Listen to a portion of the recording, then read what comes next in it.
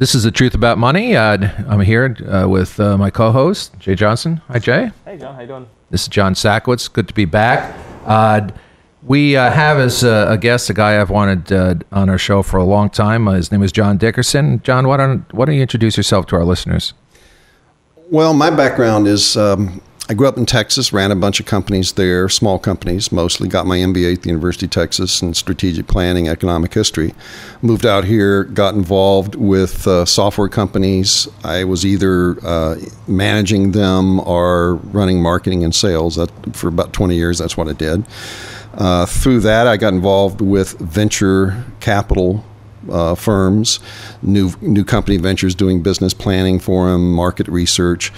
Got tired of living in tilt-wall buildings all my life. Moved up here, became a partner with an old friend of mine, Dennis Patton, at Hidden Cellars Winery for about 10 years.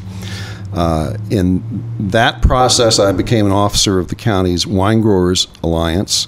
And through that process, I became one of the organizers of what's called the Mendocino County Promotional Alliance. And in that project, I got to know people from the business community all across the county.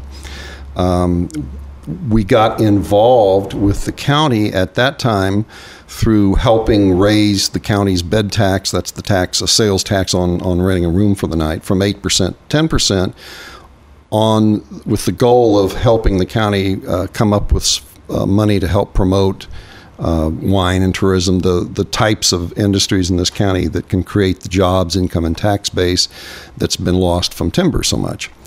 And for several years, I dealt with the county very, very closely and became more and more familiar with what its finances, what the local economy is like, and what the county's budget is. And I became more and more bothered with what I saw. And, long story short, I've now come up with this new website, yourpublicmoney.com. Yourpublicmoney.com. And my goal with that site is for people all across the state to be able to go and find out information about their county, about their city, about their school districts, about their water district, about their public retirement systems, and get statistics about how do those jurisdictions compare to similar jurisdictions throughout the state, to get a sense of, well, how's our debt look compared to someone else? What's our ratio of staff expense to and how else? well are we being managed or mismanaged on a relative basis? Yeah. Those type of statistics don't firmly answer much of anything, because any institution can have differences from another one for some very good valid reasons, but it gives you the questions to ask to go to the next step and begin to dig deeper. Very good. Well, the subject of the show for our listeners is going to be our county debt, which I'm guessing is bigger than we think it is, and I'm guessing it's also hidden in a lot of places where we wouldn't even begin to think about looking. John, why don't we start out with a brief summary on the county debt? What can you tell us about our county's debt?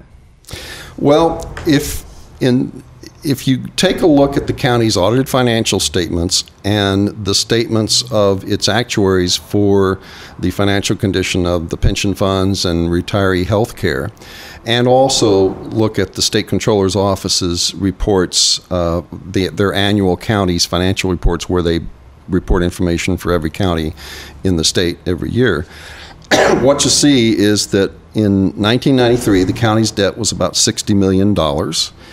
7 years later, in 2000, it was $82 million. It grew $22 million in that period of time. So let's run that by one more time.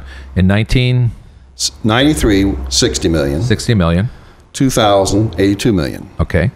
2007, I figure $315 million. Holy cow. So what happened? You had a $22 million increase over that first 7-year period. You had a $245 million increase over that second 7-year period. That's not what we're being told. Well, it's in black and white in reports. There's tangible material reports produced by the county that if you add those numbers up, there they are. All right, so one of my favorite people, and I know I'm one of his favorite folks as well, Tim Knutson, longtime treasurer of the county. If he were sitting here in this studio, would he confirm those numbers, or would he question those numbers?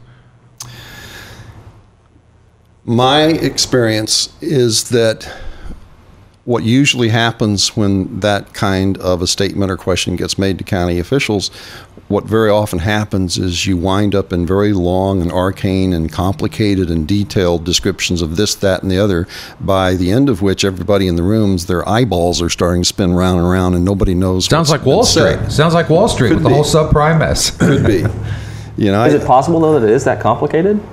I mean, is it possible that these guys, because here's my take on it, is that if they're smart enough to work round and round on some circular discussion, they're probably smart enough to figure out what's going on. So I would think that they're not smart enough to do a circular discussion like that to set aside the issue. But in reality, they're actually doing that. And they may be a little confused, but I think they're probably going through the steps that they went through to come to the conclusion. Now, whether it's a logical conclusion or not is another fact. But do you think that it's a farce, or do you think that's really what they do every day? How about we do this? Let's go through some examples of specific developments of the debt and very specific step-by-step what the county did as those things developed, and then look back at that as evidence.